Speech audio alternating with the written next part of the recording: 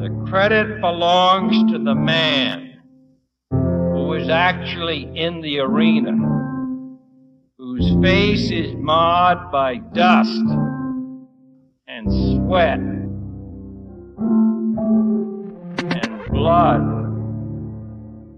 Hello, everyone. Welcome back to the Vitruvian podcast. Today, I'm joined by Vance Elrod.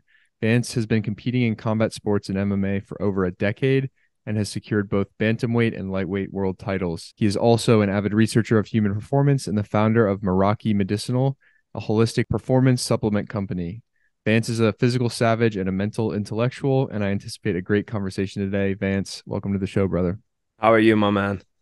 I'm excellent, bro. I appreciate you carving out the time. It was awesome to have the mutual friend of ours, Noah. We'll give him a shout early on. Shout you out to me and suggest that I reach out and connect us. So it was cool to connect the other day on the phone. I thought there was a lot of interesting things to go into, and I'm just grateful to be able to like pick your brain, hear about your journey, hear about your life experience, and then hear a little bit about, the bearded man that sits before me. Thanks, brother. Thank you. Yeah, Noah, a big shout out to him for sure. Before we do anything, that guy is awesome. He's helped me grow my business. He is one of the best follows on Twitter I've ever had. On top of that, he's an intellectual like beyond me. He blows me away. So I was pretty nervous, not gonna lie, when I was on his podcast. So I was like, damn, dude, this guy, he's very well. He's good at speaking. He does his research. He's the man. He can do the splits. That mustache, killer. Killer mustache. Yeah, he's a handsome lad with the brains to back it. It was fun to connect with him recently for part two. He was definitely I don't want to turn this into the Noah podcast, but he was like back in the States. So he was connecting with a ton of people, and it was cool to see him like really crank on content. And I likewise feel very much the same. He took not a risk, but he was willing to come on a podcast early on, even like further back in my journey. I'm still kind of a smaller creator, but even like at the very beginning, he was like episode 26 of my podcast, and we circled back for episode 45. So it was cool to kind of connect with him again, and he's seen the growth that I think he very much deserves, and it's really cool, and it's like affirming. We talked about this a lot, just to see that like even in that time between our two podcasts, he doubled his growth on Twitter. Oh, And yeah, I know, and it's just really cool to see because I think he puts so much good value out there, and it's awesome to see people like him win. yeah. No, you know what, just to kick it off, the Twitter thing is amazing. On any other social I've ever been on, I've done YouTube. I've like put hours into making YouTube videos actually. So, and I did that with the intention that one day people might start following me and then I'll have a library for them to check out. So I actually have like the last 3 years, like some big videos on YouTube I've done where I shot peptides into my friend to see if they worked. I was recovering from a concussion in one of them. I was getting ready for a title fight. I did 10,000 push-ups and like all these crazy stints. So I had that going. But yeah, Noah, when it comes to that, like the growth on Twitter, what I saw him do is he just, like by adding value, you're going to get rewarded. What I'm trying to say is you're going to get rewarded quicker on Twitter than anywhere else I've seen. So I'm kind of new to the Twitter game. I've had Twitter for a while, but like, wow, like Twitter niche communities and like family, and like they get behind you and they support you, and if you mess up, yeah, they also you'll see the other side of the sword. Yeah, it's interesting, and I'm glad you brought that up because I also, in my content whatever journey, I had never had Twitter even growing up. It was just one of those socials I never had, and so when I started putting stuff out, it was like I already had Instagram. I'll do that, whatever. Start the podcast, and then Twitter. Someone was like, "Hey, you should just check it out." Another place to start growing, and very quickly I felt comfortable on the platform. I think when people are sharing value driven first versus like vanity driven, whether it's entertainment or just cool pictures, whatever, those are Yeah, better suited for Instagram. But Twitter really is a community, and I think that is the best way to describe it. Because even though still a very small creator on Twitter, like the connections and like how much support you get and people really wanting to bat for you and then just making connections with people doing all kinds of crazy shit. I mean, like the fact that we are talking is a product solely of that platform and solely of the connections each of us individually had made. And now we're amongst each other's networks as well. yeah, It's really grateful. And I think I mean, at a meta level, it speaks to just social media in general and like the privilege and power that is there when you use it intentionally, as opposed to correct. just being a consumer. That's what, yeah, the Twitter for me was like the best of what you could make out of social media. Because it's kind of like that, it's like a I feel like on Instagram, you kind of like are selling your soul almost. Like I've always hated social media. So I've always felt like, oh, like I'm paying with the price of like a part of myself every time I go on Instagram and I'm trying to promote fights or I'm trying to grow my business. But like with Twitter, it's just like, it's a whole different vibe. Like it's a whole different feel. It's like almost like a tribe, a community. You're speaking to people. Authenticity reigns really supreme over there. I don't have to doctor anything up. So yeah, no, that Twitter is like what I could do with 1,000 followers on Twitter is literally 10 times what I could do with 5,000 followers on Instagram or whatever I had combined. I was like blown away by just even a small community following on Twitter. Anything you could accomplish, like whether it's for your business or promoting yourself or just getting information, even like it 10x is what any other social platform does. Is plus on top of that, I can post research studies about methylene blue combating COVID and not get shut down. So Yeah, we'll see if I bleep. I've never been deplatformed before, bro. I don't know if we're gonna talk about the jab. I'm happy to talk about it, but yeah, you can believe it if you want. That's no, fine. I'm not pro. I'm very anti-censorship, but I Yeah. don't know. Am I big enough of a creator for that to get flagged? I Nah, doubt it. well, Probably not. I don't think anymore. Maybe 2 years ago for sure, but Yeah, I think it's definitely. died It's down. strange times, but before we get too into ourselves and our community and like the present state, I do want to kind of backtrack a little bit to give Hmm. the audience context, but also myself. I typically like to open things up with a very open-ended question because I think that the way people answer it tells me about them and gives good places to kind of go off of. But take me back, maybe way back to the beginning of your self-development journey. Obviously in the fight game, but like I think in life in general, there's typically a point or person or book or moment that is this inflection point where we realize that we are meant for more, capable of more, and interested in pursuing that life. So I'm curious, like, what was that like for you? And where did things kind of kick off for you? Was it like a mentor that came in, or a sport you started, or a book you read? Just kind of open ended, but we'll see what we Hmm. can find from there.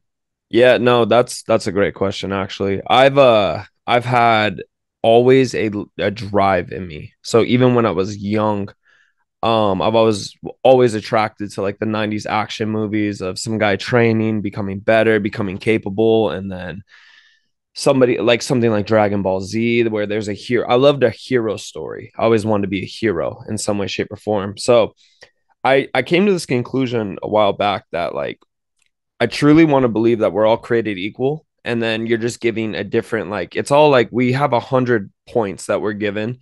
And it's like, where are you going to put those 100 points in the beginning? Like, not even up to us. Like, so what I mean by that is I was born with that drive. So that was my strength. I had heart, but I'm also a runt. So I've talked about it before, but everyone in my family is like 6'4", 6'5". My grandpa was 6'5". My dad was 6'4". And I came out, I graduated high school at 5'7". So you got to imagine what my sports career was like, growing up. But with that being said, I never not played a sport. I've been in football, taekwondo, baseball, like anything you can think of from the time I was young. So I was always attracted to sports, and I love the idea of going, practicing, getting better, and then I would just, man, I could sit in my backyard on my trampoline, and the battles I've had on my trampoline or in my backyard or like where like I would just grab a football, bounce on a trampoline, pretend I was catching a game-winning pass, and just have these deep visualizations where I'm not even in my backyard for 4 hours. I'm like in this whole different realm. So I think I was blessed with that kind of drive. I was always driven. I never, had a turning point, but I definitely had a few standout moments where it went from like driven to chip on my shoulder. Okay, now I have to win. I mean, a lot of times in high school, I remember coaches laughing at me for sure, especially in football, especially when I was telling them that I was switching over to fighting. Those were some big ones for me. A couple times, not really bullying, but like first week of high school, they trash canned me like in the locker room of PE, and like I was trying to just like make friends, and next thing I'm in a trash can, they're dumping another trash can on me. And then one of the guys on the team came over. His name was Hakeem. huge guy. Like we're talking in high school, he's already fully developed, hit puberty. And he went over and chucked him against the wall and started blasting him in the chest. And I remember just being like, dude, I want to just be able to do that for someone else, because this guy has no idea how good that made me feel. Just for him to go and smash somebody, that just made me feel so stupid on my first week. But yeah, I was always the friend in the friend group, got picked on. I mean, like really just truly kind of underdog story, which I love looking back at, but like, man, it sucked when I was going through it. It was terrible. So when I finally found jujitsu, I started out in Brazilian jiu-jitsu. I was immediately attracted to it because it puts a lot of like capability in the ball back in my court. So I could get better at this skill, and then I could walk around with a little bit more confidence, you know, and I could kind of like start chasing that hero journey. So by the time I graduated, I had started jujitsu, and I wasn't doing the best at it yet. Of course, I was still young, I was still weak. And then I found a gym, and the way we approached training at this gym and the way like we had a team bond, and I mean, just basically this coach Ranson, I had amazing guy. Shout out to Ranson. And when he was coaching jiu-jitsu, our team, what he instilled in us was like what kind of carried me through. So he instilled, I mean, so many things in us with training that I use in business, I use in relationships, I use in like all aspects of my life now. We really did it different. And then he eventually started business and stopped coaching. And then that's what got me in MMA. But man, that drive is everything I had. But like I said about the hit point, I mean, not the hit points, like the skill points, like an RPG video game. I was a big RuneScape head growing up, so I always related to that.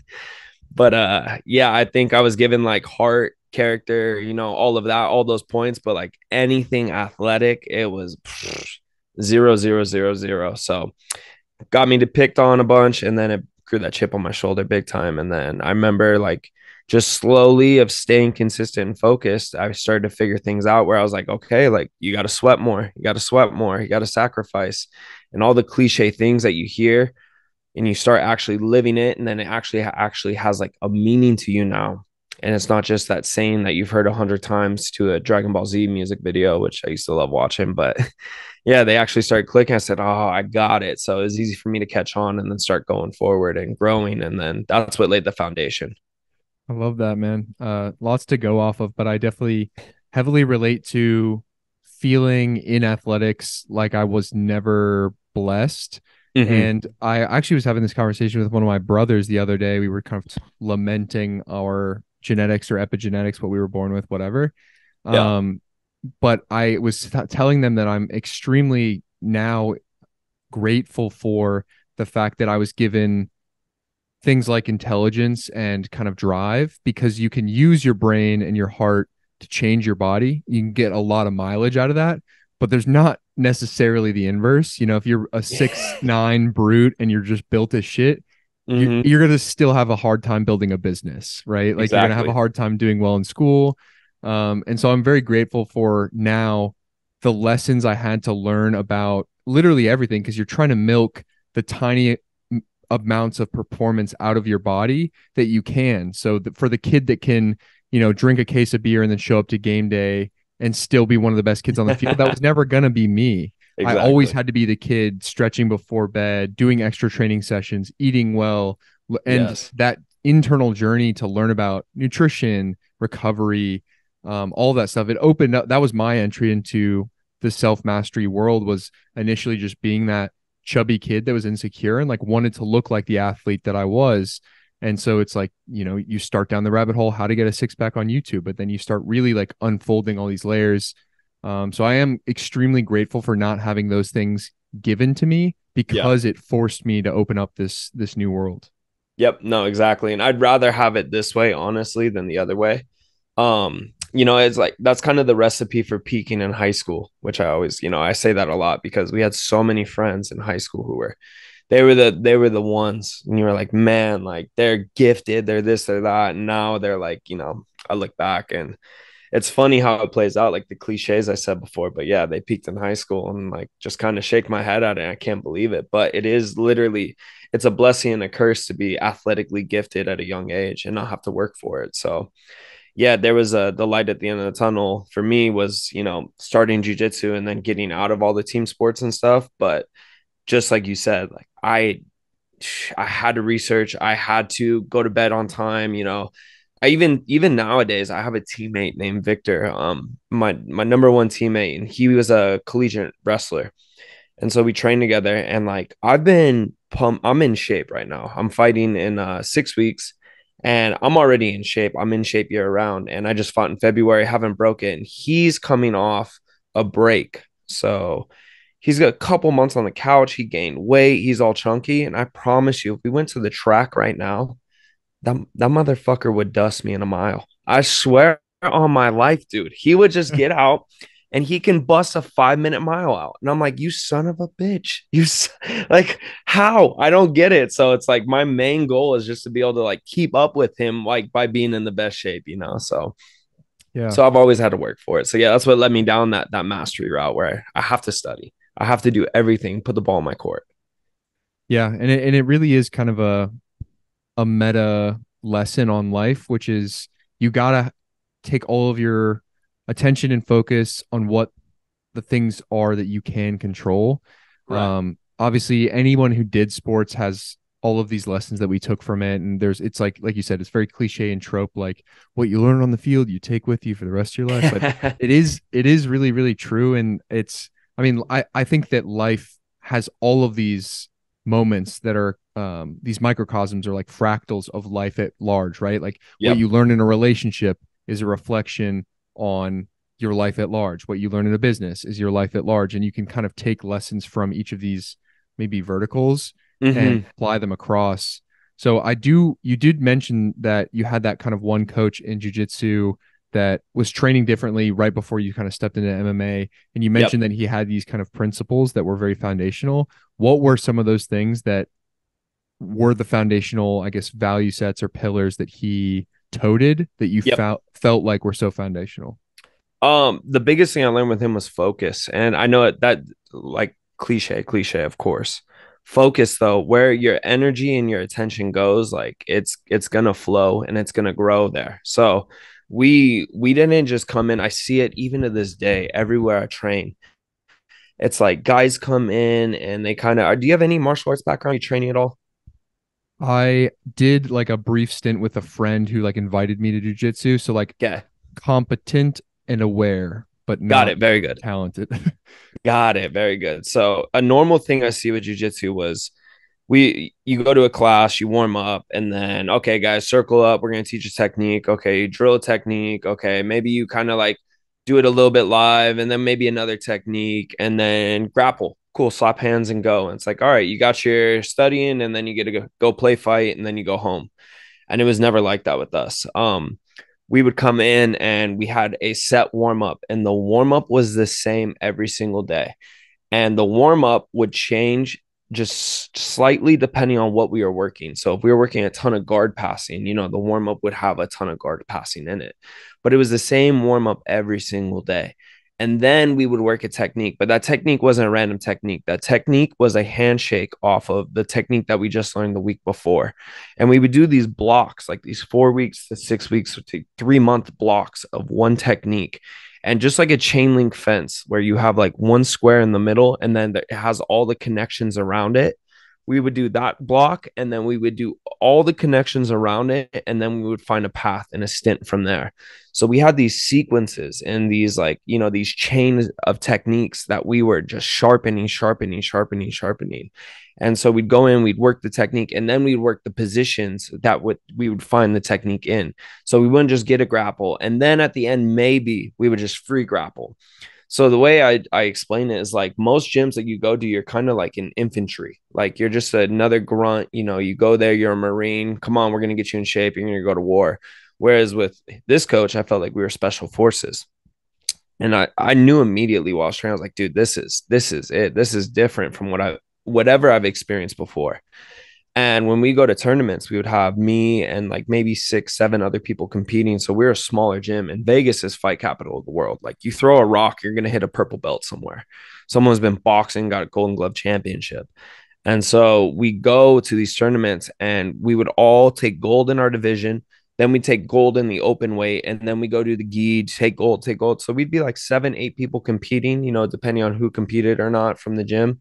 and we'd have 20 to 30 gold medals with us. And then we were friends with the refs too. So we got to do more matches than we're supposed to do, 2 different weight classes and the open weight. So, but I mean, like the proof was in the pudding. And then I remember when we left, we always thought like, oh man, this other gym's doing it right. This gym's doing it right. This gym's doing it right. And when my coach stopped coaching, we went to other gyms. I was like, oh man, no, they're not doing it right, you know? So my coach was he blessed me with teaching like focus in that kind of area, like having a plan, having a system, sticking to it. And that's kind of harder to relate in life than a lot of things, but basically, but besides focus, the other things he taught too were he always told us like, hey, when you're on the mats and you're training with someone, you're going to have this level of authenticity. He was like, and that's going to harvest more business relationships than you can ever imagine. I remember he told me this when I was like 20 years old and I was training, or 19 even. And he was telling me about how the best thing I'm going to get out of martial arts was business and networking. And I remember just being like, what are you even talking about, dude? Like, this is not business. We're training. Okay. Like, I'm not in a meeting. And like, man, it was true. And so that what that taught me is just be as authentic as possible with people and wish them the best. And, you know, like just really like see them for who they are and don't lie and don't front and don't, you know, do anything like that. So that taught me some valuable skills that I feel like have carried me because I have these authentic relationships with people. I'm not fronting, I'm not yes manning, I'm not trying to sell somebody something. And it's really just for me and my personality type too, it really goes a long way.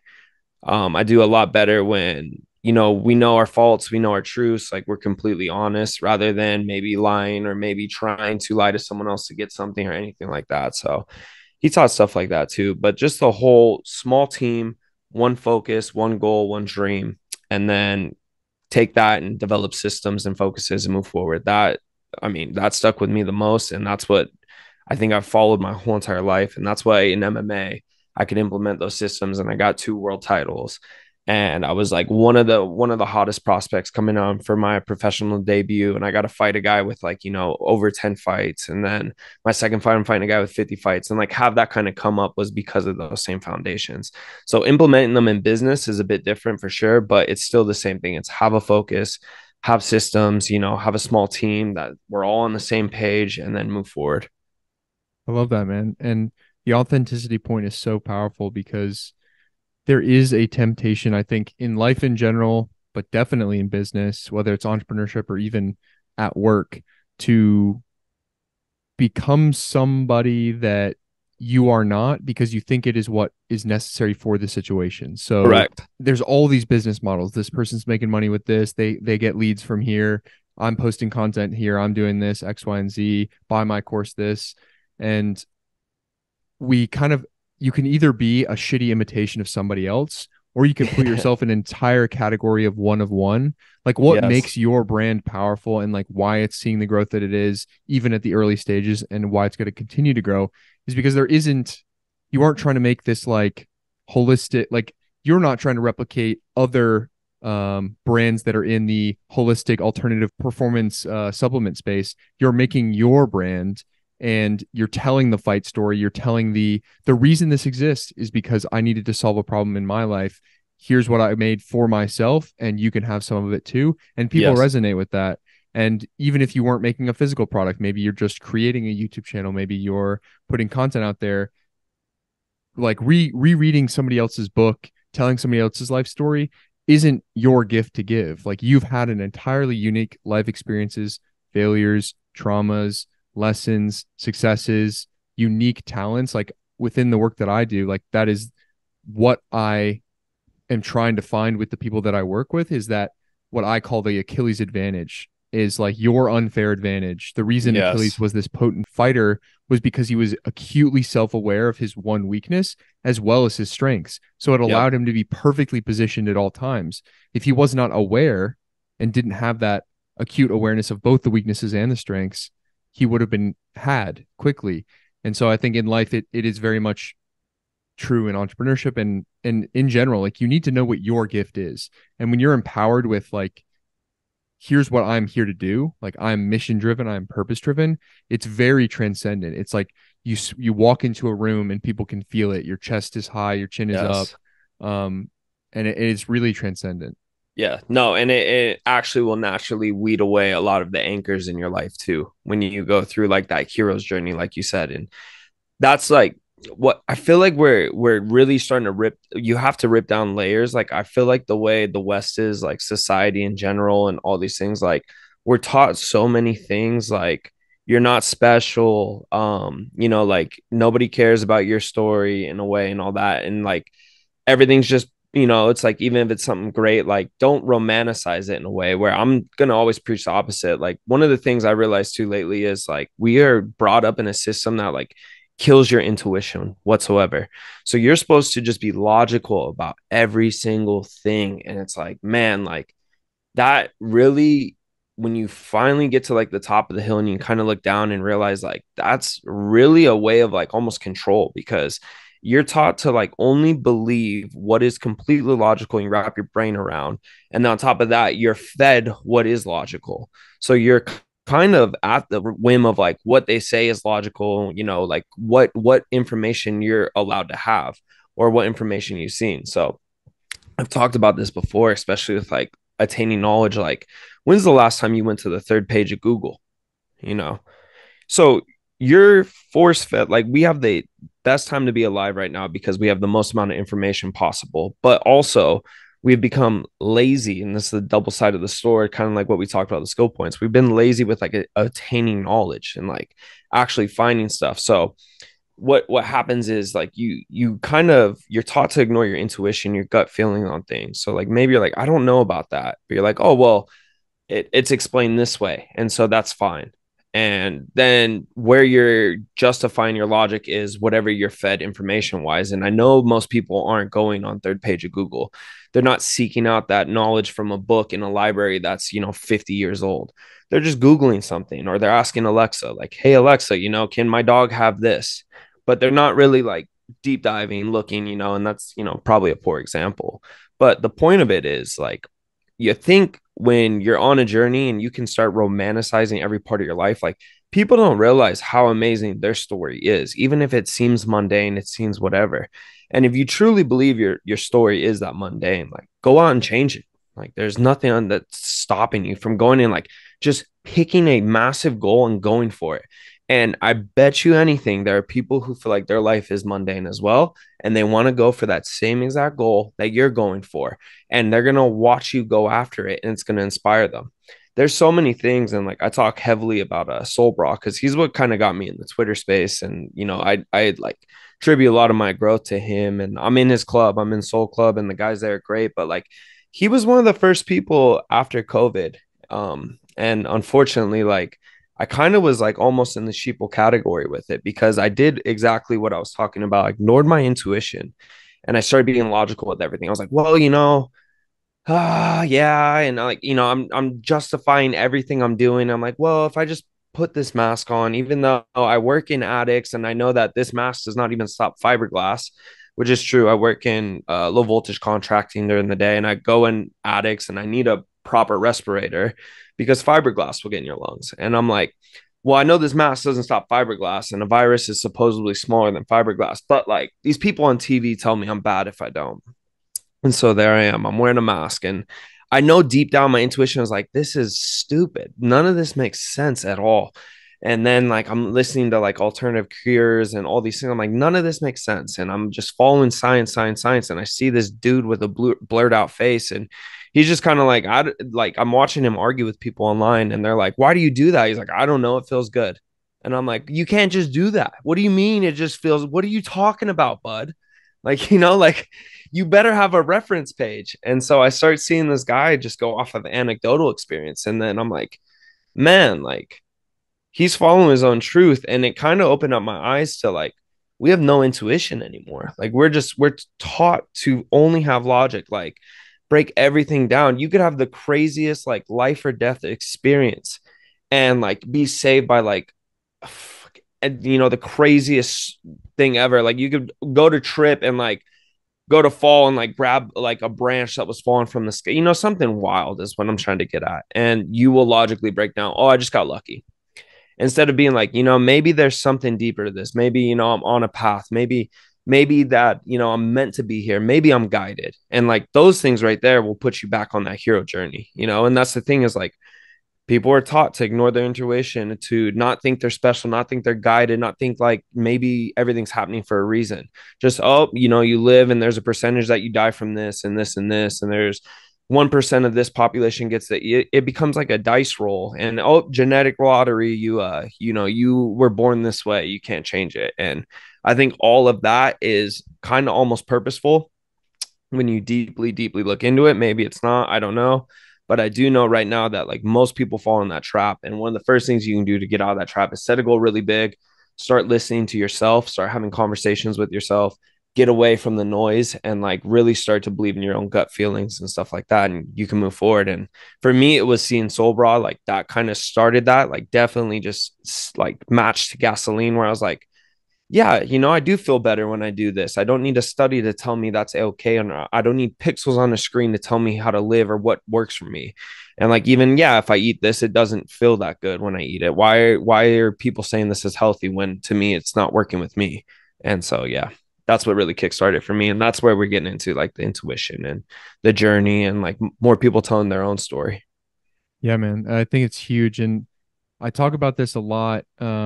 I think it's very fascinating how, obviously, in the West, like you alluded to, science has kind of replaced the existence of God or religion. Yep. And so science is now our God, and it's the North Star, and we have to have everything validated by a study. We have to have everything, like you said, it has to be tested, peer reviewed, etc.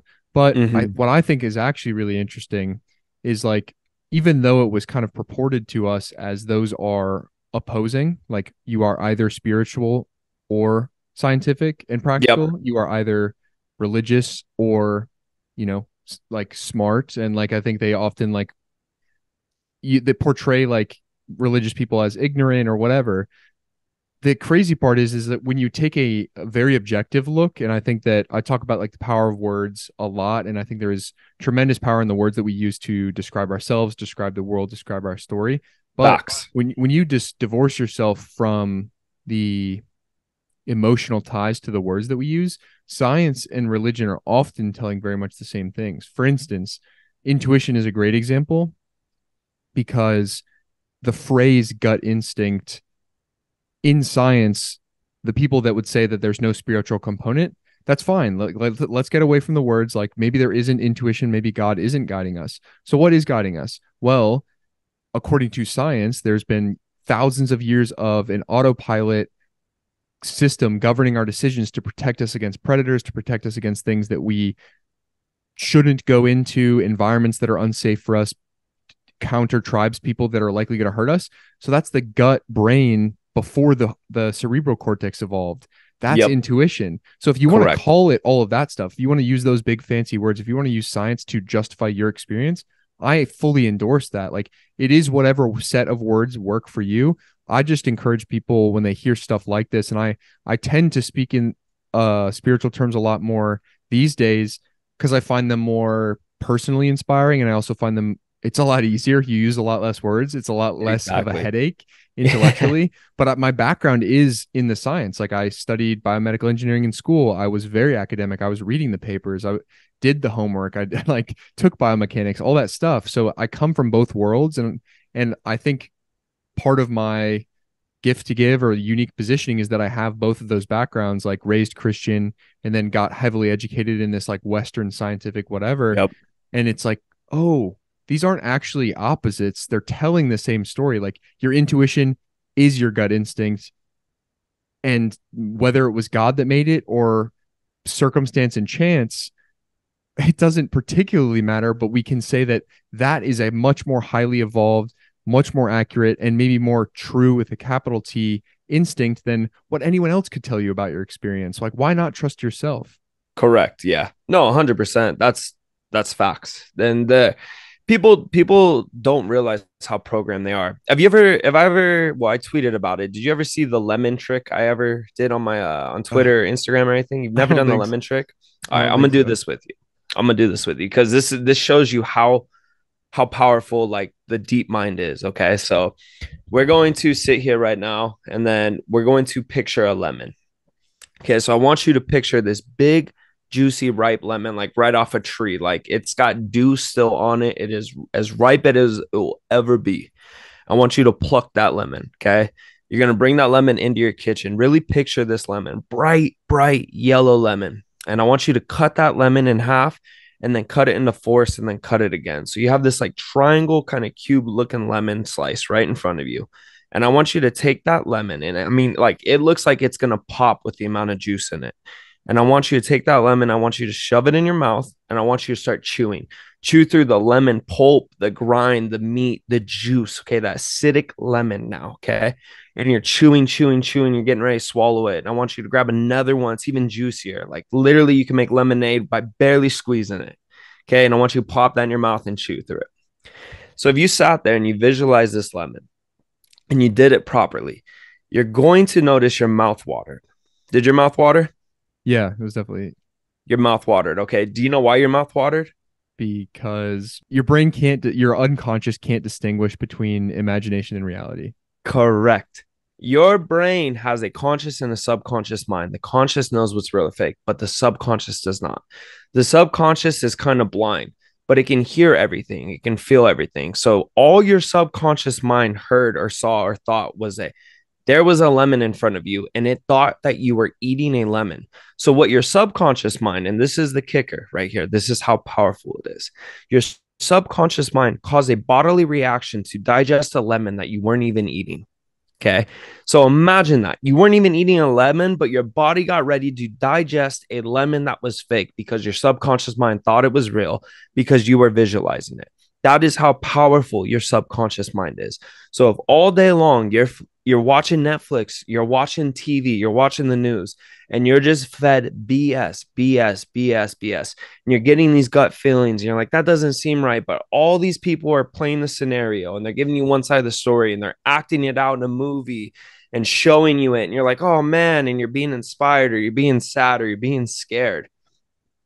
That's all subconscious programming. Your subconscious mind thinks that's really happening to you. And I learned this early on for fighting, because what you realize is when you're in the cage, the conscious kind of is there, but your subconscious takes over. And from there, you're no longer really thinking when you're fighting. I call it programming the robot. When you're in training, you have to train perfect because you're programming the robot. Because when you fight, it's like it's such a weird phenomenon. It's like a massive adrenaline dump. Most people, if they let the adrenaline take over, they don't remember it. But after you do it a few times, you're going to start remembering it because you get better at handling the adrenaline, the nerves, everything like that. It's true fight or flight. And so you have these moments in there, and it's not your conscious brain. It's a whole different part of your brain takes over. It's mostly subconscious. So if the whole entire fight camp, you were drilling kind of piss poor technique, and you were telling yourself like horror stories. You're just imagining the fight gone bad, fight gone bad, fight gone bad.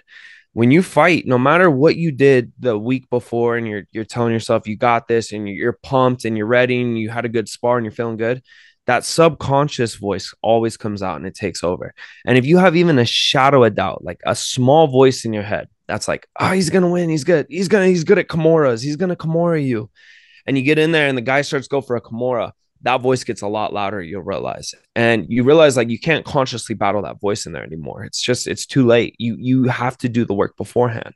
And that's why I call it programming the robot. Like you program the robot, when it's in there, it's programmed and it's ready to go. And it's almost like you're not even there anymore. Everything else takes over.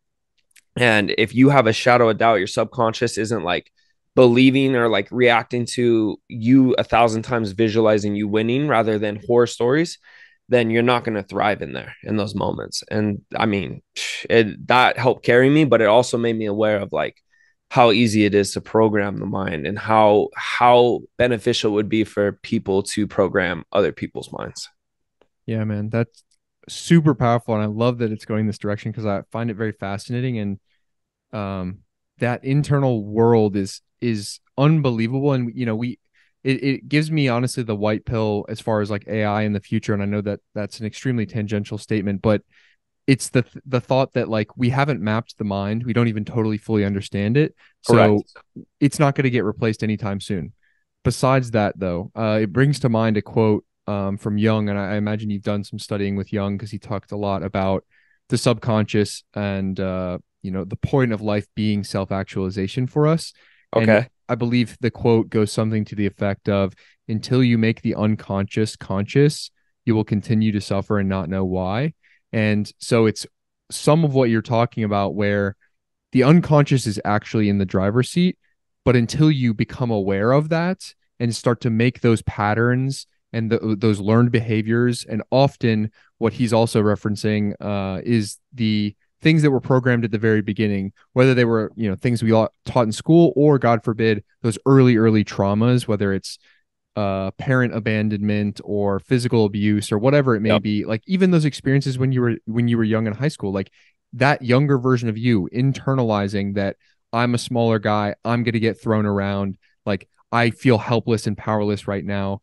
If you had not brought to your awareness like that conscious mind and were able to observe the unconscious, you might have lashed out in violent ways in a relationship or Correct. in a business meeting, or every time you went to the bar and got a little bit loose, you just start swinging on people because that little kid didn't feel safe and seen. And it was just a moment of lashing out. And again, like many people in life end up living these kind of horrible, toxic cycles, whether it's substance abuse, relational abuse, or even just the mental abuse that they put themselves under, kind of this torturous cycle. They're just telling themselves like, I'm a piece of shit. I'm a piece of shit. Until you make that unconscious moment that way back when little version of Vance felt like he was a piece of shit, until you show up for that kid and say like, no, dude, you're worthy. You're not going to be able to fix that cycle. And it is very fascinating, like programming the robot. I've also heard the like, when you go into like Freud and stuff, talking about like the id and the superego, he's talking about how like that id, that like the really powerful part, is like an elephant. And so the conscious is the rider. We have the ability to kind of direct that elephant, but you are not stronger than the elephant. Facts. That's spot on. And you hit me with the therapy session on the bar fight shit, because you having in some scuffles. And it's true, dude. It's true, because when I was like, I first learned how to train, and like I finally was like, wow, I'm capable, There's a couple parts to that. But yeah, we got in scuffles, and like I used to get off on it, because now it's like I can grow a beard, which is cool, which is makeup for me also, because I'm god ugly without it. But so I could grow a beard now. I'm like, about 15-20 pounds heavier in the past like 4 to 5 years. I've been like actually eating, and I didn't lift weights in the beginning of my career. So I was a skinny, I looked like I had a trust fund, okay? And I would milk it. So we would go out, and I would button like every button up, like on my little nice shirt and everything like that. And it would always be some thug dude. And I was just like, it's for sure that it was me paying back like what I had to go through. And it was always like I would never start it, but like, man, would I escalate it. So as soon as it started, next thing I know, I'm sliding someone. But man, I used to get off on that, like the look on their face when it changed, like from like, oh, I'm gonna whoop this little white boy, bop, bop, bop. And then they're like, oh crap, like what just happened? I used to love that. But that's also like another thing with the Twitter, oh my gosh, I can't even say the word. It's the physiognomy, you know what I'm talking about, the facial structure. Physiognomy, yeah. I was like, man, I was the worst one for that, because you would look at me and just see weak, like prey, and then you would get slid and be like, oh, I guess wrong. But you're right, dude, because now we go out, and it's funny because who you surround yourself with is like, what they say you become. But growing up, it's like I'm loyal as can be, and I still have some friends, and like it's nothing on them, but we're just, we're growing at different rates. And so I've accomplished a lot, and I don't really feel the need to prove myself. And I can see some of my friends who still need to prove themselves. It's like we were in Utah for a fight, and my buddy Victor and Octavian, all them, like this guy just said something in the parking lot. Next thing you know, they're yelling, and they're in the park, get out of the car, and they're going nuts. And I'm like, I just started filming and laughing, and I'm like dying. I'm like, I'll go get us a table reservation. But it's true. Like I went from that kid that had to prove something, and like was dealing with almost that trauma, and like really like, got in so many situations that weren't good because of that. So like now it's like when you can kind of sit there with that, and like almost, I wouldn't even say it's like healing from trauma, but it is. But just you get to a point where you understand it, you're aware. And so when I got to that point, it's like, yeah, like, I don't know, like I don't get in conflicts anymore, on top of that, I'm getting older. I understand like the risk of it, I learned my lessons, but yeah, I don't like that young Vance doesn't need to prove himself anymore in a way. But it's funny because there is true, like everything you said still carries on, because it's like I still cower to confrontation every now and then, which is fucking hilarious to me. Because anytime, like if I'm in traffic or like someone like comes up angry for whatever reason, feels like they have the right to get violent with me because I might have cut them off or something stupid, I'm always like that first shell of me is like, oh, like young Vance, like, oh shit, they're big. And then like I like, oh dude, I know how to fight. Like, and I always calm them down. It's funny, like that carries through still. You still have to Wow. battle that. But That was man, that elephant quote you just said, that's one of those like I'm gonna keep with because that's exactly correct. And I never thought about it that way. Man, that's powerful. I was gonna ask, like, in what ways do you feel like you still are trying to prove something? Because I have kind of a working thesis, and I think we're all trying to find peace. Like we're all working through stuff. We come into this world close to God, close to truth, and then we take on all these agreements, we take on all these layers and traumas and experiences and whatever, and we get kind of divorced from it. We start developing the ego, we start developing our sense of self, and then there's this separation, and I think life hopefully becomes this path back. So I was curious, what do you find even now, Mhm. two world titles, successful entrepreneur on the come up with the business, multiple ventures going on, whatever. Like, in what ways do you still feel like you're trying to prove yourself? Um, no, that's a killer one because I am at a point now where it's not the same drive because when I was coming up and then I wanted to prove myself and I got some success and then the ego sets in, like you said, and it was like, I'm the greatest. You're not touching me. Like I'm better than you, if anything. And like I went through that. And just through sitting with myself and like sitting with others and over analyzing things and going through experiences, like I started to kind of get away from that. And so now I'm at a weird spot actually. I'm kind of like I've peaked on the ego in a way with fighting and everything like that. And I notice like it's kind of a weakness when you lose that ego, you lose that touch and you're kind of with fighting at least. So it's like I remember now it's like I can't like just hate my opponent. I never hated my opponents at all, but I can't just like it's hard. Like I understand it's combat, but for a little bit I had to kind of work through it because I was like, man, like I really am taking their dreams away. And then I start kind of like building them up as a character in my head of like this guy and I'm coming to take their dreams away, And I was like, damn, like that those became thoughts that never before I had. And they never impeded me. Like I don't mind fighting, but I had to actually work through that. So I just to me, that's a sign of like kind of the ego coming down, and then getting back to source and getting back to like intuition stuff. And I had these crazy moments where logically as a human being I can't just sit here and go, oh, these events happen in this order for any other reason other than like I'm kind of guided or there might be more to the story here. And no matter what I tell myself, like even if I go full western science brain, those things that happen to me or whatever, whatever signs I got or whatever like connections I felt, like I cannot just boil that down to, we are just a biological accident and, we're floating on a rock through space and that's that, we're going to live, we're going to die and then move on. And we go to the ground and maybe a tree comes up or maybe we blow the earth up and that's that. I don't think that is true anymore. And I don't think I can logically view it that way because I feel like once you kind of get back to your intuition, you open up the door, like almost like a spiritual antenna for things that happen or connections that happen, or like you get that connection back to source. And it's like the truest thing you've ever had in your life and you understand it more. And so that's kind of where I'm at right now. I'm in a weird spot where it's hard to even explain it to you like clear and concise because I'm still figuring it out, honestly. But it's definitely a little bit left. I'm not peaking in the material world as far as like ego and doing things for the same reason that I used to do them now. My why is a little bit different. A lot of my why is still like fighting for young Vance for sure, because I remember sitting in my room and being like, no matter what, I promise myself I will chase this until I can't anymore.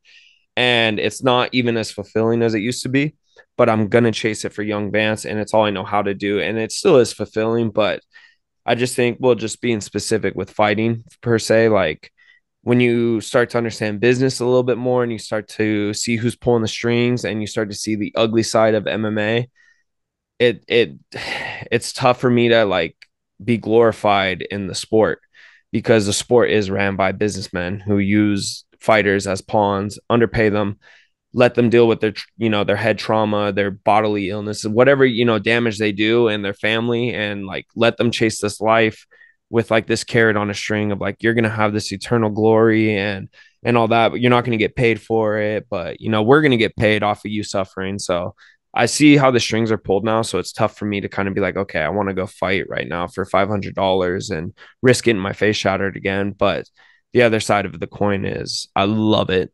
I'm absolutely passionate about combat. I will never stop combat. But you just kind of start to see prize fighting for prize fighting. So yeah, you got me with that question, because I'm literally in a limbo with a lot of things internally that I'm working through with it. So then that's pretty awesome. crazy. I mean, it's the best way to, I'm glad I don't know, sharing that it's still in process, I think is important, because it will help people feel seen that are also in the same position. And truth be told, it doesn't matter how put together we seem, how nice the mic on camera looks, how fucking like you have a podcast. Like, people may think that you're X, Y, and Z, and we all purport to be one thing or another, but the truth is we're all figuring it out. And I think that the people that say anything different or indicate in a direction that is different are the ones you should be most wary of. And those would be the types of people that your intuition would tell you to be most wary of. Correct.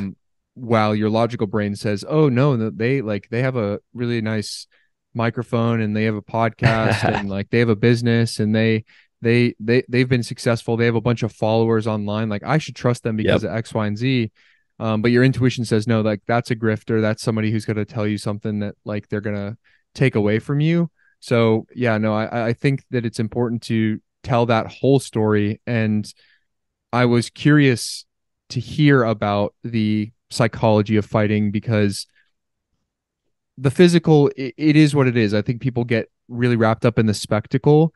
Yeah. But the truth of the matter is it's a sport and the male body can handle a lot. And so you do the X's and O's, you get better and better at the craft, but like a lot of that mastery can be paralleled in a lot of other physical endeavors. But I think it is combat is extremely singular in its mental experience. And so I was curious how you, because like it just can't be paralleled, like stepping into a place where you could literally die in single combat compared to an NFL Super Bowl championship. Like, there might be some things, like fans will scream in both circumstances. Somebody's getting paid, somebody's not. But the stakes are so primal that I think it calls to a different part of the brain. And then the crazy part is that you aren't just a savage. Like, you still have to go back to a day job. You still have to fucking drive to work. You still have to like, fulfill orders for your startup. Like, it's crazy to think that that is also a part of your life. And so I was curious how you almost like, do you find yourself in a dual identity where it's like when you show up to the gym, you switch a different version of yourself, or do you feel like fighting is just kind of part of the stuff that you do? No, it's definitely, it's dual identity. Well, it's 50 shades of gray kind of in that answer, whereas like, where I'm still Vance, but when I hit that gym and I have to hit that switch, it's like, I have to get a little bit of tune. I get a little caffeine. I do my thing. I Wim Hof, and then it's boom, I step into that. And that's the ego. But I've just found, maybe ego is not good in life and I don't carry it off in life. And you can see the ones who do and the ones who fail for it. But I definitely use that ego for sure to fight. Like, it's like, man, like it's extreme acceptance. And so this actually happens in life too. I've seen people who start businesses, but they don't accept like they're starting this thing. Like, they're doing it and they want to do everything, but they're not like burning the boats, jumping on, accepting like, hey, I'm doing this no matter how tough it gets. And so the way I picture is like picture an ice bath. Like, before an ice bath, if you're not 100% accepting that you're getting in that ice bath for 3 minutes, you're always going to want to get out. There's going to be room for you getting out, or there's going to be like room for you to, I don't want to get in yet. You know what I mean? And if you accept it though, 100% accept, wrap your mind around it. I'm getting in, I'm getting in, I'm getting in. Your mind goes, okay, dude, this guy's getting in. There's no stopping it. Then it's like, boom, you can get in and you can be yourself in that situation. So with fighting, for sure, it's like, when like I fight in 6 weeks, 6 days. When I go and I wrap my hands, like I show up to that venue, it's a different Vance for sure. It is. It's still me, but I flip the switch and I go into the mode of like, it's kind of like the robot for sure. Like I step into like the suit of armor per se, and like Your immediately. purpose is very singular. You're not thinking about anything else. Correct. Yeah, correct. So that mentality is different, but you have to learn when, to shut it off and to turn it on. So I can't have that mentality all the time. Like, dude, I like my shout out to my girlfriend, but like she would murder me if I came home like the same way, and she gets like little visions of it. She sees it when I get home. Sometimes I'm a fool and I'll be just bouncing around. I'm the greatest. I'm the great. But yeah, it's way different. Fighting's crazy because people don't realize how much of a mental sport it is. Like, yes, like physicality matters, but when you get to like UFC or like even professional MMA fighters and you see them, like the ones who are good, and you're like, they're all in shape, they're all strong.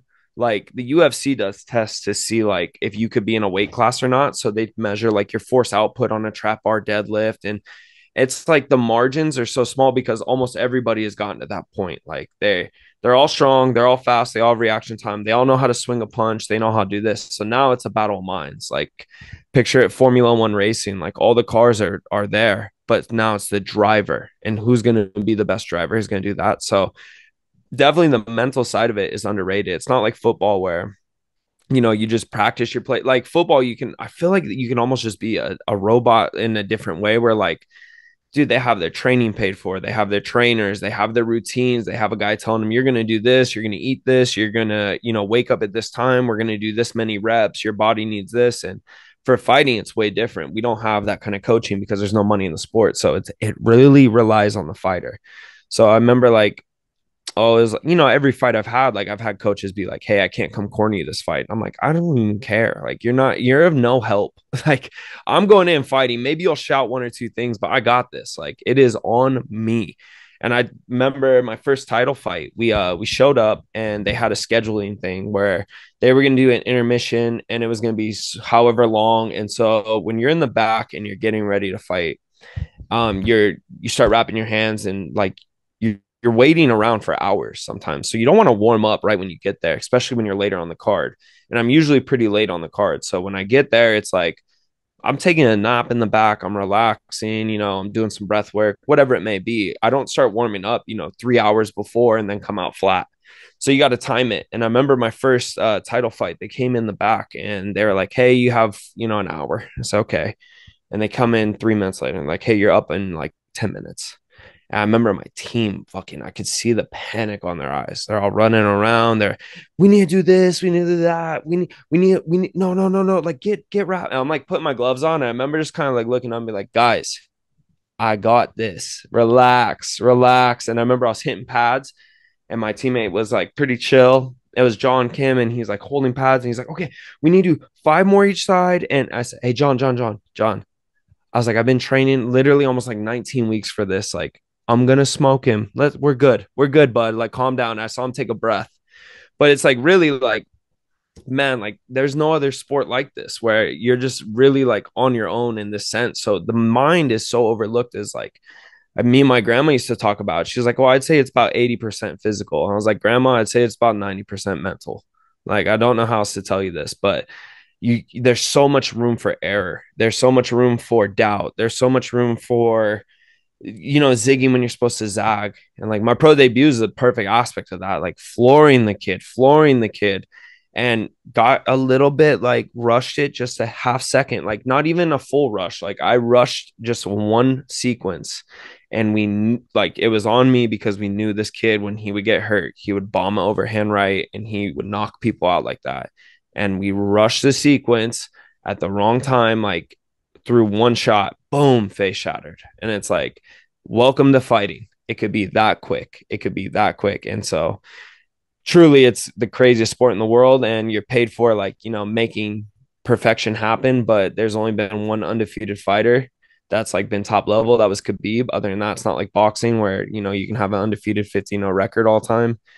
And even then, like you could argue, he had strength of schedule, whatever it may be. But yeah, I just don't think people realize the amount of room there is for failure in fighting and how much of a mental case that makes it. But also, that teaches you as a fighter, like, hey, anything can happen in life. So what it does is it brings you back to focus on yourself, your mind, how you carry yourself, how well you do in bad situations, and really building that strength of character, really. Yeah, that's awesome. And what's funny, I was kind of thinking about how you were kind of referring to how much it is mental, yet all fight camps are a physical endeavor, right? Like it's cutting, Nobody. it's running, it's Yes. training, it's lifting, and it speaks to the power of making the I can't remember who the quote is attributed to, but it's like make savage the body or to quiet the mind. Yes. And that is because I was going to ask, like, okay, so what are your practices for getting them in the right headspace? And yes, there might be Wim Hof, yes, there might be meditation, and I think those things are powerful. Visualization obviously huge, Yeah. but the truth of the matter is, like, you can't meditate your way into a championship fight. Like, you have to Mm-hmm. fucking go through camp. But Mm-hmm. all of that physical work is actually hardening the mind and straightening the mind and calming the mind. Correct. Yeah, I think man, like I kind of skipped over all that when it comes to like training time is literally how do let's just say lions. How would a lion learn how to hunt? They're gonna play. So the cubs start playing, they're play fighting, they're play stalking, they watch their dad and then they go or their mom and they start stalking, they play fight, they simulate the hunt. And then when it's time to hunt, it's time to hunt. And so when they're playing, like you're telling me that little line, even though we don't know how they think, we don't know if they can visualize whatever it may be, but they're probably thinking they're in the jungle ready to just pounce on a gazelle. And when I'm practicing, like we do it now, I make the younger guys that train with us, like, are like my teammates, like when we do like a simulation, like I make it as real as possible. So we put crowd music on. I make them sit there, I make them visualize, like, I tell them all the time, try to get as nervous as possible right now. We're like 2 weeks out, we're doing our final spars a week out. And I'm like, get as nervous as physically possible right now in your mind. Because if you can get used to those feelings, like you could start shaking hands with adrenaline and shaking hands with stress and anxiety and start thinking like these are negative things. Like anxiety is a negative feeling. It's kind of like someone walks into a party, you don't know them. You might build up a character of them in their head and not like them. But if you just get to know their name and next time you're at the party, they walk in, it's not like, oh, there's that cool guy or that guy over there in the corner wearing that. Like I've seen him before. It's, oh, what's up, dude? That's Jory, or Jerry or whatever you want to call him, or that's anxiety. And you're like, what's up, anxiety? Boom. That's the same exact thing with fighting. So when we do it, first off, I play a lot. Like we play fight. We'll go on in and like we'll do like fight sims and we're playing like it's the real fight. So let's say my buddy Victor fights next week. Okay. Well, this week, what we'll do is we'll go in the gym. I will play his walkout song. We'll play crowd music. We'll get him bare, like if he's gonna fight, because a lot of times we train with shirt on, then you take your shirt off to fight. So we're gonna go full bare, and I'm gonna walk out, and I'm gonna stare him down, and I'm gonna let him win the round. And we're gonna simulate a successful hunt. You know what I mean? And play, play, play, play, play. So the way I explain it to people is the hard work or the training or whatever it may be, like that's the gasoline. And so of course the more gas you throw into it, the bigger the explosion is going to be when you have the match. And the match is going to be your visualization, your simulating and playing out like you hear the crowd in your mind. So I've always done very good at like when I was training or sparring, even we're just in a normal class, normal gym, and it's like I'm just like doing a drill sparring and they like I don't check a leg kick and he hits it and I just would always be able to visualize like the crowd being like ooh, or a judge seeing it and me being under the lights and be like, oh, I got to get that back, I got to get something back, or like okay, I'm starting to lose this round, and like really like putting in terms of like okay, this could like we're in the MGM Grand Garden Arena and it's going down like that. So I guess the point of it would be like really one, like some of the biggest thing I learned from fighting is become friends with those negative feelings. Like get to know them a little bit. Don't fight them off. Don't shun them. Don't just label something as a bad feeling like anxiety or like a sadness or anything like that. Like sit with them. I think it's the story of Buddha and Mara. So there's a story that Buddha had a village and Mara would come to this village and it would just tear this village up and destroy it, destroy it, destroy it. And Buddha became peaceful with Mara, and that's what like kind of led to the success of Buddha's village. When he started inviting Mara over to his house, when Mara would show up and invite him in for tea, and he would sit there with Mara and have tea with it, and then eventually Mara would get up and leave.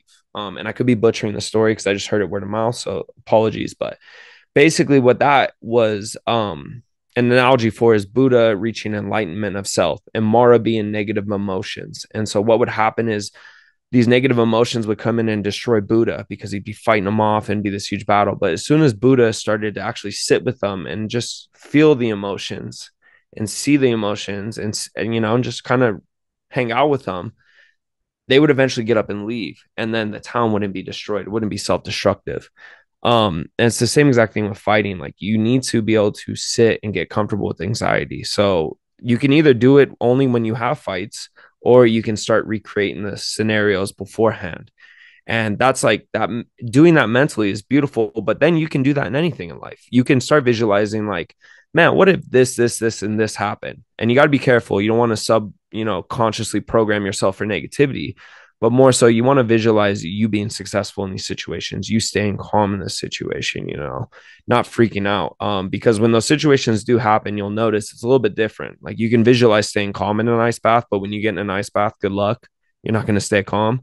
It's the same exact thing in these situations though, but you can really start playing, simulating like you're actually in it, and you'll notice the success or like whatever you want to happen can start to happen a whole lot easier if you just sit with your mind, sit with your negative feelings, like stop labeling them as that, become comfortable with them, but then also visualize and simulate like the negativity and like you thriving in that, or the positivity and you doing well and being calm in that as well.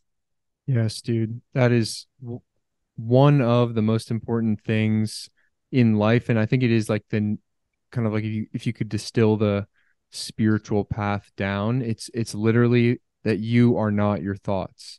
And it speaks to like the understanding of like the rider and the elephant, like you or the I, like whoever that is separate from and not identified with the experience. So like playing the observer it just changes everything. And I definitely think like projecting back to a former version of myself, maybe more wrapped up in those scientific, I can definitely see, like, to play devil's advocate, it can be hard to hear, like very woo woo, but I just think it's so important to harp on how different your experience of life is when you are no longer, like when sadness comes up or depression or loneliness or anger or frustration because of something somebody said, some moment, whatever, something didn't go your way.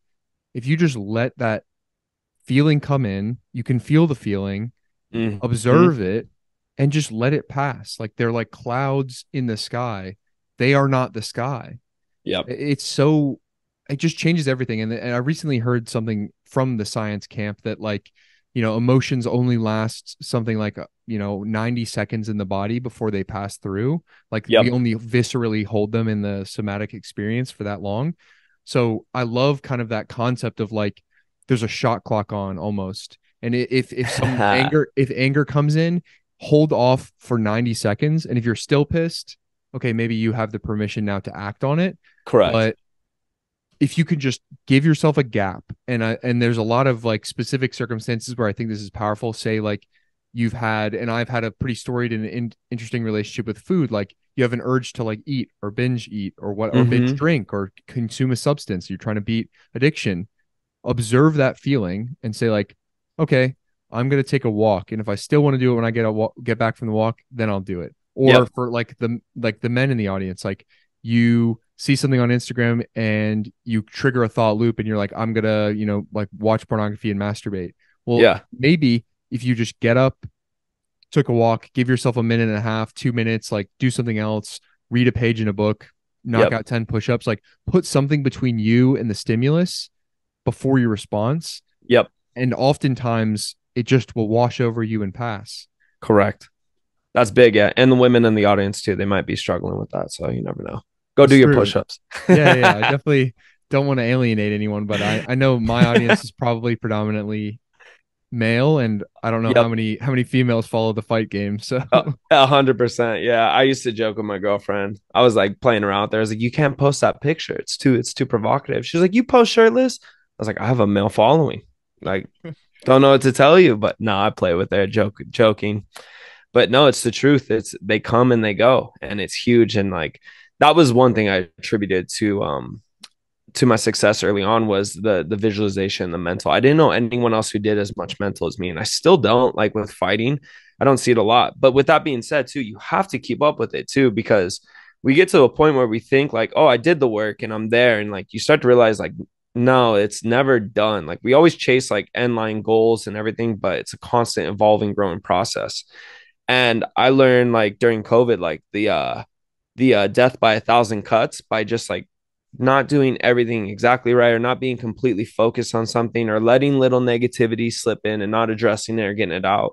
That is a bad way to die, and it's an easier way to die. I saw this quote the other day. It said, a thorn of experience is better than a forest full of warning.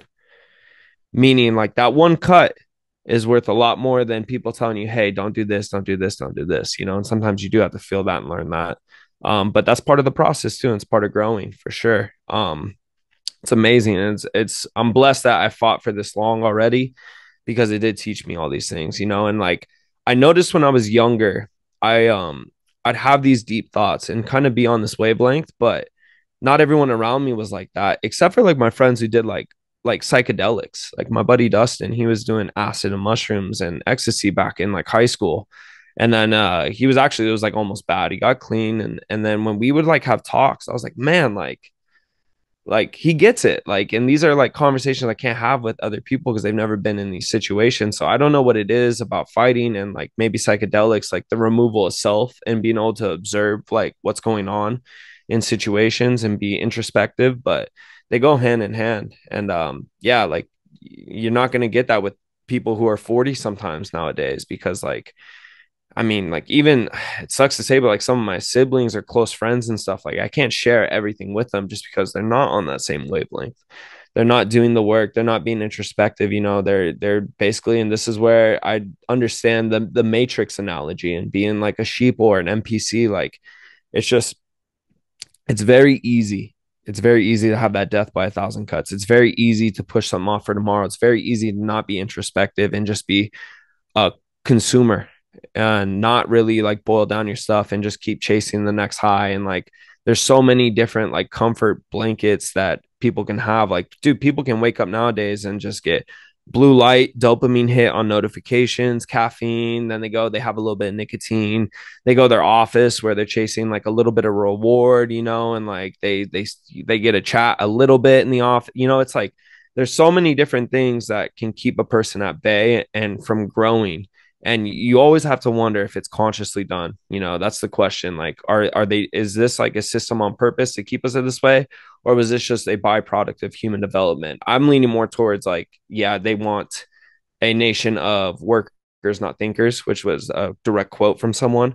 So I wear my tinfoil hat a little bit, but the main reason we're bringing it up in general is just you need to understand and be aware. That's the first step. Awareness that they have all these comforts in life, and then to be aware, then you can start acting towards getting away from them. And like you said, awareness of the emotions, even like 90 seconds if you're angry, or 90 seconds you have an urge, go do something else. Like you are not the same person at 60 beats per minute heart rate as you are as 90 beats per minute heart rate. That's a fact. So if you're tired and you're like, I don't want to go to the gym, go run a lap and you'll see who you are then. You know, you're not tired anymore. You'll wake up, you know. Or if you're hungry or you're craving something or you want to go jack off or whatever it may be, go do some push-ups, go do that. You know, you're a whole different person just by changing just a little bit of the environment. So awareness is key to get that started though. yes, dude. And I do think that that is one of the biggest crosses, if not the biggest crosses, that people who come to levels of self-awareness has to bear, is watching the people that you love around you not be there yet. And Yeah. I heard this, it's very simple, but I think it's very profound. And you know, I'm around my family right now, and having to just be faced and present with, you know, people not wanting to change themselves. And Mm-hmm. my entire life, it's always been like trying to, lead as much by example, but I've also found myself coming into the place where you're trying to want something for someone. And like the best I heard that, like I said, a simple phrase, but like be a lighthouse, not a tugboat. And Yes. I think that oftentimes when you're a high achiever and you're capable, you're like, I not only can do it for myself, but I can help them. And I believe that fully. Like I'm strong enough to live multiple people's lives at once, but it will destroy me if I try. And it Correct. will be suffering my entire life. And if people don't get to the awareness in the first place, then the transformation won't even be real. There's a good quote from, I don't know how much you've gone into like deep hermetic wisdom. You mentioned the tinfoil hat, so like we're definitely kindred spirits there. But Yeah. there's a phrase from like the Kabbalion, which is this ancient book, that says like the lips of wisdom are sealed except to the ears of understanding. It's kind of similar to that other phrase, which is like the master appears when the student is ready. Mm-hmm. And it's a very transcendent truth that people have to come to the desire to learn first. You Mm-hmm. can't just imbue knowledge. You can't be like, well, this is why that piece of your diet is trash, and like you should substitute it for this, and you should do this amount of movement. You should see the red light, and like you give them all the list. But like if they don't want to learn it in the first place, you could have Yep. the best program in the world. You could have the best protocols ever, but they're not even going to read it in the first place. So you Yep. have to like. That's why the lighthouse is kind of a good analogy. Is you just become this beacon. You become Yes. so undeniable in the way that you move, your energy, your physique, your all of it, just like your life and your purpose is so bright that at some point people are like, what the hell is all this light over here? Let me like what are you doing? What are you reading right now? Tell me a little bit more about why you eat that way. And that Mm-hmm. curiosity, that's like that thread that really can be the opening to the door to hopefully get those people in. But it is hard, man. I mean, it's like you want to help so bad. No, it's massive. And like, yeah, yeah, I've done it before with like very, very close friends. And you just get to a point where you're like, man, like, you got to start whether it's happened unconsciously with me where I start pushing people out and I don't know why. And then when I look back, I was like, man, that is why I wasn't aware of it, but they weren't on the same life path. They were holding me back. And for some reason, I got to push them out. And I think that was just the goal of fighting the dream of it. However, unfortunately, I'm conscious of it now. I'm conscious of people who are around me that I'm just like, man, I can't even do this, like I have to kind of separate and stop talking to these people as much. And it's a tough thing to do for sure. But the other part of it is, well, rising tide, raises all ships. If I could bring them up with me, we'll be good. But yeah, you come to that harsh reality where people don't want to be, they don't want growth. Growth is pain. They don't want that pain and they need a catalyst for that pain. It's, you're trying to make someone grow, doesn't want to grow. Good luck. If you can do that, you're Tony Robbins, you know what I mean? But even then, those like most people aren't receptive to that. So it's a tough one. But you brought up point about the master and everything like that. And I'm getting the Kabbalion and everything like that. Have you ever heard of Pat Moyse? I've heard the name. Yeah. Yeah. Yeah, Pat Moyse. No, he's basically like he just changed my whole reality with all this. And it's crazy because we just so happen to link, and there's not a chance in the world anything he would have said to me would have went in both my ears and been retained if it wasn't for the like legit perfect timing we met up. So Pat Moyse was on a Soul Club, or I mean a Soul Cast with Soul Bra. I think it's like episode 68. Amazing, amazing listen if you ever want to. And I gotta give him a huge shout because he brought so much value to my life too. And I think like you should probably check him out if you want to later on, and I could connect you guys because he would be an interesting talk as well. But he dropped some crazy wisdom and some crazy things on me that like I'm telling you, 6 months ago, I would have been like, dude, you're out of your mind. And it's insane how every life event happened in like a specific order where I was like, okay, that's wacky, that's wacky, that's wacky, that's wacky, that's wacky, that's wacky. And then boom, I'm like, maybe. And then this guy pops up and everything he's saying is like spot on with everything I was kind of going through. So it was just a crazy experience. And it's very subjective for what I'm talking about, but exactly what you said when you're just like, when the student's ready, the master will appear. So I don't know like what you've been going through lately, like on your journey, but like talk about that a little bit. Like, is this a recent thing for you, or have you always kind of been this way? Man, big question for sure. And I think it, like you kind of alluded to, it is this unfolding. So I haven't, I can't say that there's a point, maybe other than kind of starting this journey about over a year ago, like trying to build out the business and the podcast and everything like that. Mm-hmm. That was probably like the biggest recent catalyst. I mean, I think we can all, anyone who enters what you can call the spiritual path, but the truth is, it's just like the human experience. Like your Yeah, story starts when you're born, correct. this version of you. And I think the great Steve Jobs quote is that like you can only connect the dots looking back. You can't connect them looking forward. So you just have to like Very act in good. faith. And so, of course, reflectively, I can say like each of these pieces, even back to like when I was very little. And that goes in, it really goes into like the brand that I've built, like the Vitruvian Man, like all the story that I've imbued in it. It is very much a part of myself. Um, and I've talked about that at length on other podcasts as well. But as far as like my personal spiritual experience, my personal kind of diving into my inner world at depth and starting to see a lot of, what people call like synchronicities and realizing that the world is telling me a story and we're kind of in this thing together. It's Yep. been a lot over this last year and it's very much evolved. But, it's interesting. Like I was born and raised Christian. That was like the framework, right? So Yeah. God is outside of us. He's this kind of character in the sky. Here's the Bible is given to you as sort of the rule book. And then I found a lot of my faith stuff when I was very young. I connected on an intellectual level. I was always like a Yep. smart kid. Like I wasn't super athletic, so I identified heavily with my intellect, and that was how I like battled my insecurities. I was just like always the smartest kid in the room, always trying to, like achieve in school, like outwit the teachers, all this stuff.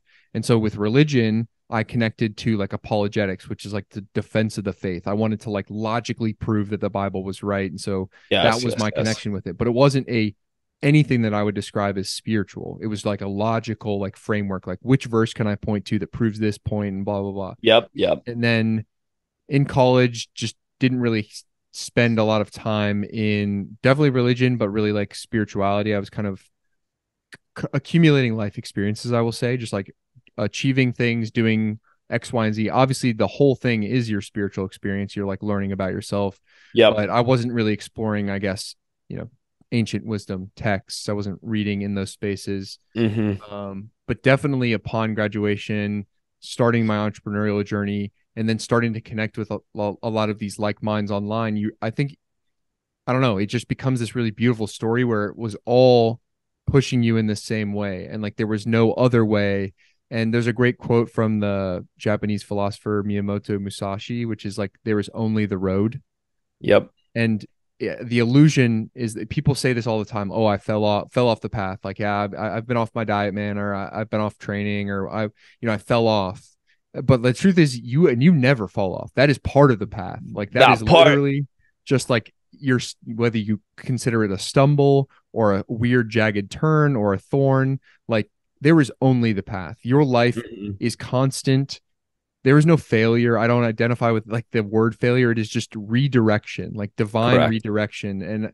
And when you start to relinquish that control and believe deeply, deeply in that truth, I don't know, life becomes that almost romantic ideal that you talked about. You allow it to be, oh wow, this is happening for me, and like what amazing things are ahead that I don't even know. And then you look back and smile at like, holy shit, I met that person for this reason. I dated that girl for this reason. Yep. I listened to this podcast at this time for that reason. This book came into my life at this time. And it just becomes truly like, there's no other word than like maybe magical. As like fruity as that may sound, like just like little things start to just smile and wink at you, like books, Correct. quotes, tweets, like and like people passing you on the street. And then I don't know, to me, those, the more you start to feel that in frequency and succession, that is an affirmation that you are on the right path and that you are closer and closer to God, Correct. and source, or whatever. The words don't matter, whatever you Yep. identify with. But yeah, I've just become more and more aligned with what I believe is my gift to give the world over this last year. And the more I dive headlong into it, the more I receive back as these kind of winks or nods or pieces of encouragement from the world. And it takes many different forms. Sometimes it's talking to a MMA combatant, and other times it's sending messages online or posting something and getting a DM and saying like, hey, this was really helpful to me. In any which way, like the weirdest signs, the stuff you can't really even describe, but it's been amazing. And I think that it has only affirmed the work that I do and wanting to do more of it, is that like now that I have accessed this feeling and knowing where I came from, which was just very normal, like very middle of the road, normal ass white kid in America, anyone can have this. And I want every person, and I think we need more people on fire and alive for their purpose and in life. So I want to do that for as many people as possible. Dude, yeah. And that's facts. That's same. And what you said too, like, because I was going to ask you, like, do you think as you became more capable as a person that those synchronicities or weird things started happening to you more often? Or do you think like it was just divine timing? But you're already nodding your head. And I kind of agree exactly with that is, until I found a purpose where it wasn't selfish and I could help out more, which was starting my company Meraki and like being able to like offer like medicinal things to people that might need it, you know, and spread that word. And like, I mean, like just we did some cool stuff early on that like it's very fulfilling, you know, like my friend Bree, for example, she just beat cancer and we got to give her like free methylene blue the whole entire time. And the text from her where she's like, hey, like the days I take methylene blue, I can get off the couch. It's like, done, you know, like I'm like, dude, I just like how could you not feel amazing from that too? But then also, like you said, like romanticizing it, like starting to look at it just like a tree and just being like, this is beautiful. Like, can you imagine like this tree not being here and this tree making it, like all the things that had to happen just for this tree to grow and like all the other things. And why wouldn't you want to go through life and like, you know, like worship things? Like I promise you right now, I promise anyone, if you just stop for a minute and you just pretend like you're in a video game. I used to call this the video game method. Any video game you start at, it's like usually either chaos is going on and like they show you all these bad things happen and then boom, you drop in and you have to build. Or it's like, you know, like a Call of Duty game, I would always say, like, you know, usually you just drop right in the middle of a battle. And it's like, all you guys are dead and like you got to get out of it. Or like Grand Theft Auto, you start like you're dead broke or whatever. And it's like you got to go and like do something. Obviously, I was a video game kid growing up. So that's showing right now. But what I'm saying is like you, whatever you have in life, if you can just stop for a moment, just literally stop and kind of do an audit real quick. Like, okay, I have this. I have this mission I want to get going on. I'm in the middle of this, and this, you know, and pretend like it's just like right now, boom, like mission 1 of the video game, level 1 right now. Stop, go, and start picturing like this is all here, not for you in an egotistical way, but this is like your journey is all here around you for you, and how you're going to be able to help the other characters in the game and like who are your friends or your family, or like how you're going to be able to level up or anything like that. Like you'll start to get those little bits of magic that you talk about. And maybe it's, you know, maybe we're wrong or whatever it may be. And we just die and we go in the grave, like we said, but why the hell not would you not want this experience to be a little magical? And it's so much more fun. And I promise you, you're going to have more energy. You're going to want to go do things. You're going to want to go level up. Things that are hard don't seem hard anymore. They seem a part of the mission. And then when you can tackle these tasks and you can help people and you get those level, you know, those feelings of fulfillment, or maybe you get those weird things, those synchronicities, like, you know, like stuff that you sit there and you laugh and you're like, oh gosh, like really? Like, is that blatant? You're going to throw it in my face like that? Like, I have to address this now. And you get those moments and you're like, man, and maybe you start to go, this is kind of magical. And whatever happens at the end of the day, it's as long as you're like, you know, putting that energy in the world, you're making a better place, which is like my mission, like just trying to make it a little bit better than when I left, trying to make someone a little bit happier than before I met them, or, you know, just a little smile, then like, dude, your life will be better. I promise you that. I can promise you that right now. If you just do it for a month, you just pretend like you just started right now. It's the first page of the book. It's the first mission. It's the first 5 minutes of the movie. We have the backstory. We know who you are, but now it's time to actually like get to the rising action of everything that's going to happen. Like, play your life like that and tell me how you feel in a month. And I promise you, you'll be a little bit happier and you'll have a little bit more energy. You'll make more things happen. I love that, bro. I got me for those just listening. I'm smiling ear to ear. And I think we could definitely go all day, but I want to end it on that beautiful note. But I do have three closer questions that I always ask my guests.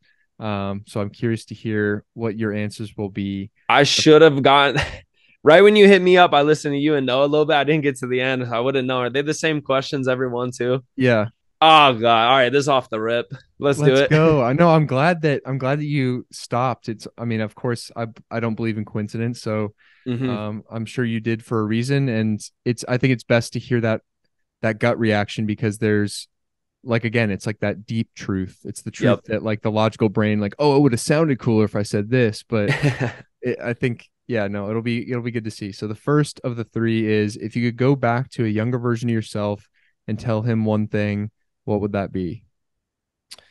Why not? Why not? Because just in the little forks in the road where I was overthinking and trying, like just sitting there and spinning my wheels but not going anywhere. Just committed to one thing and just said, "Hey, why not, bud? Why not do this? Why not try? Why not you? Why not, you in the ring winning or anything like that?" It would have just I would have failed a little bit faster, maybe, and I would have had successes a little bit earlier. But at the same time, I do believe in that divine timing. But the why not would have just helped me felt, a little bit better around the journey. I love it. And then the second is, as you probably can tell, I'm a big quote guy. I think words are powerful. So what is one quote that's always stuck with you or that you try to live by? Fear is a master of camouflage. So you will always think of things like when you get angry and it's for this reason, it's, or superstition or, something that's holding you back. But when you boil it down, most of the times, fear is at the root of it. And you'll realize fear is a master at camouflage. So it's not always just fear. It's not, oh, I'm scared off this cliff because I'm afraid I might die. It's more so of, man, I want to start this business, but the market's not right. And I don't have the following base. I'm not too well versed in marketing. I don't know what Facebook ads are, whatever it may be. And you start boiling it down, boil it down, boil it down. Most of the time, it's either fear of rejection, failure, being alone, or dying. And when you can get through all those, then you can start living more purposeful life. Extremely profound. I love that. And then the final question is what do you believe is your unique gift to give the world? Methylene blue, baby. No, no, no. Oh, my unique gift. I would kind of, I feel like I was kind of a martyr in a lot of experiences where I had to eat the shit, but it allowed me to show people like, hey, it's like one of the best things that I had memory wise. I know I jumped around a bit, but is when I did get my face shattered in my pro debut. And when I got to walk out the cage, so, hey, everyone, I'm good. I'm good. I'm good. And I remember sitting in the car and just being like, this is over if I quit. But if I can come back and start winning again and again and again, and they won't notice it now, but maybe in 5 years, maybe my sister or my mom or somebody goes through some hard shit and they go, fucking Vance got his face shattered, came back, started a business, won his next 7 fights, like got the deals or whatever. And like literally I had this little bump in the road and I can get over this little bump because people people like him have gotten through way worse things.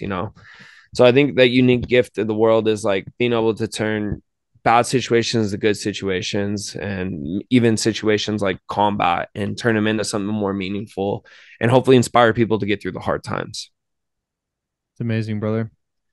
I'm sure that those that have stuck to the end with us have found great value in your thoughts and experiences. I certainly am grateful for your time. I want to give you the chance to let the people know where they can find you and what you're working on and maybe give a cheeky plug to the blue sign you have behind you.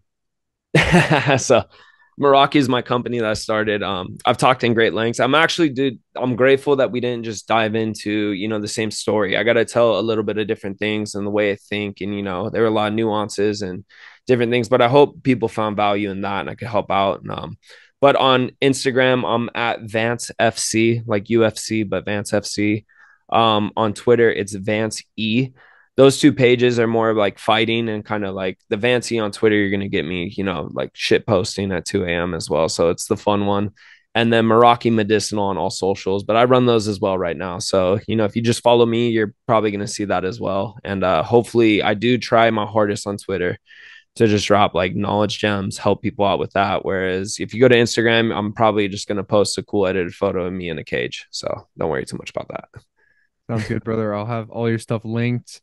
Follow along for the journey because I think it's just the beginning, especially with the company stuff. And it'll be interesting to see not only where the fight career goes, but when you eventually do hang the gloves up, what kind of a business you get to run and amplify the story well beyond the octagon, which is really, really cool.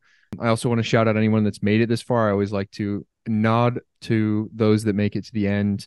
If you found this valuable and you're curious about more of these podcasts, obviously you found us on Spotify, Apple, or YouTube. You can continue to listen there. You can follow myself on Instagram or Twitter at ZDSCHENKEN. If you're a man focused on your self-development journey and you're looking for a group of people the same, you can go to thevitruvian.co and join our free community there. Remember, your time and attention are your most valuable resources, so thank you for spending a little of them with myself and Vance today. Memento Mori, and I'll catch you on the next episode of the Vitruvian podcast.